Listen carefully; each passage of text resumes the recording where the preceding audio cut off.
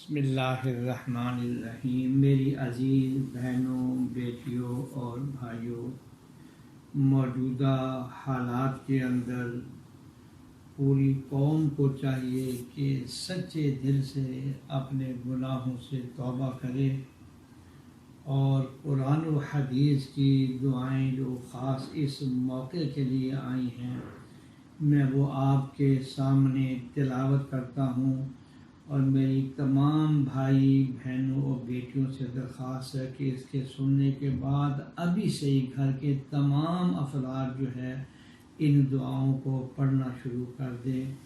سب سے پہلی دعا یہ پڑھا کریں، حسبنا اللہ و نعم الوکیل،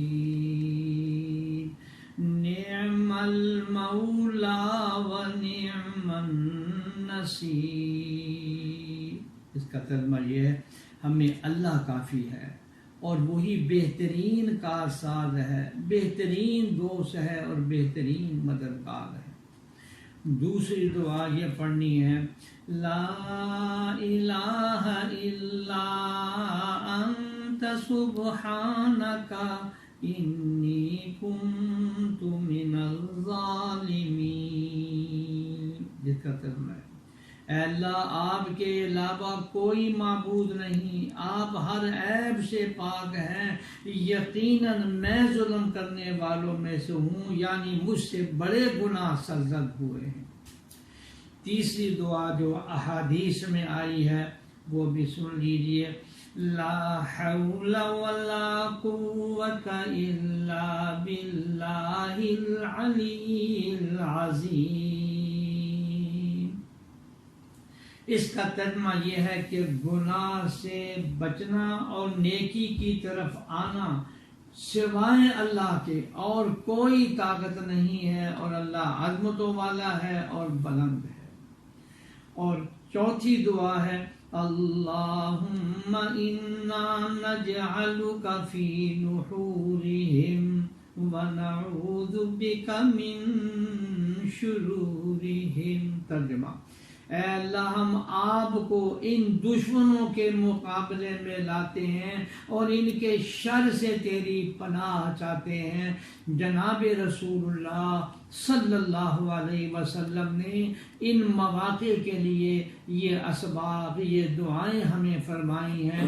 میں آپ تمام حضرات سے درخواست کروں گا کہ ان کو معمول بنائیں، مگر اتنی بات یاد رکھیں کہ یہ دعاؤں میں قبولیت جو سب سے بڑی ہے وہ یہ ہے کہ ہم گناہ گار ہیں، گناہوں کو نہیں چھوڑ رہے، لہذا سب سے پہلے یہ فیصلہ کریں کہ ہم نے گناہوں سے اپنے آپ کو بچانا ہے۔ غیبت، جھوٹ، دل آزاری، خیانت، ملاوٹ، کم تولنا، ماں باپ کی نافرمانی، رشتہ داروں سے قطع تعلق، پڑوسیوں کے حقوق ادا نہ کرنا، سب سے بڑی خرابی ہے نماز کا ترک کرنا۔ میرے بہنوں، بیٹیوں اور بھائیوں، نماز کی پابندی کریں، امانت کی حفاظت کریں، سود کے لین دین سے بچیں اور استغفار کریں، جھوٹ سے اجتناب کریں اور صلہ رحمی کریں۔